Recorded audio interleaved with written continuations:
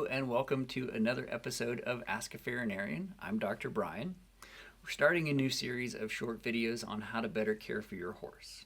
My goal with these videos is that wherever you are on the horse owner spectrum, you can get something useful out of these videos, whether you're brand new to horses, you've ridden a lot but never actually owned one, or you've even owned them for years.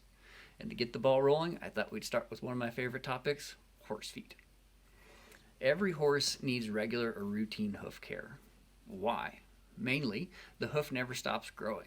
There are a number of factors that will cause the hoof to be out of balance. Conformation is one of the biggest, simply how a horse is built. Parts of the foot also will wear off faster than others. And as the hoof gets longer, it gets weaker and more susceptible to damage. Additionally, for horses with shoes on, as the feet get longer, the shoes likely aren't fitting as well as they should, and with regular hoof care, we can manage all of those issues. So when I say regular hoof care, how often am I talking about? There's usually a sweet spot at that 6 to 8 week mark, not 6 to 8 months, but 6 to 8 weeks. Typically, the cycle is closer to 6 weeks if they're shod, or 8 weeks if they're barefoot. The main reason for the difference is that when they're barefoot, they're at least partially keeping that growth in check because the hoof itself is wearing off. However, if they have shoes on, the shoes are taking the wear, so the feet will get out of balance faster. So while that 6 to 8 weeks is a good rule of thumb, there are of course some horses that can go longer and some that actually need shorter cycles than that. Horses that would need shorter cycles are something like horses that are ridden excessively and will therefore wear out their shoes faster, or those with a problem or a lameness, and they'll just benefit from having short, tidy feet as much as possible.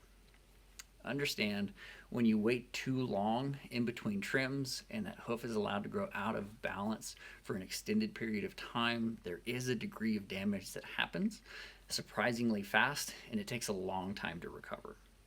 So on to the big question, to shoe or not to shoe.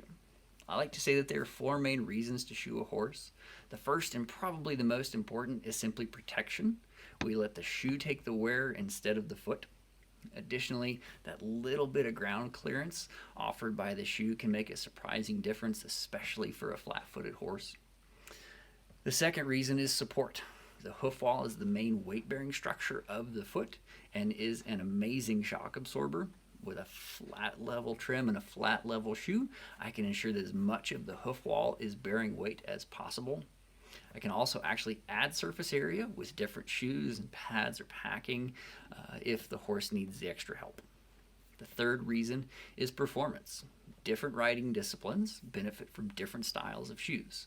But just like with us, with soccer cleats or tall-heeled riding boots or running shoes, most horses are fine with just standard shoes, but some high-level horses do need the extra help from something a little more specialized.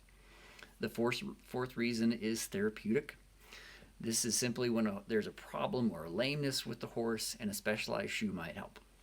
Bottom line, the shoe is a tool. Properly used, it allows us to do more with the horse and get more out of their feet than we otherwise could. So some general factors to consider when making the decision of whether or not to put shoes on your horse.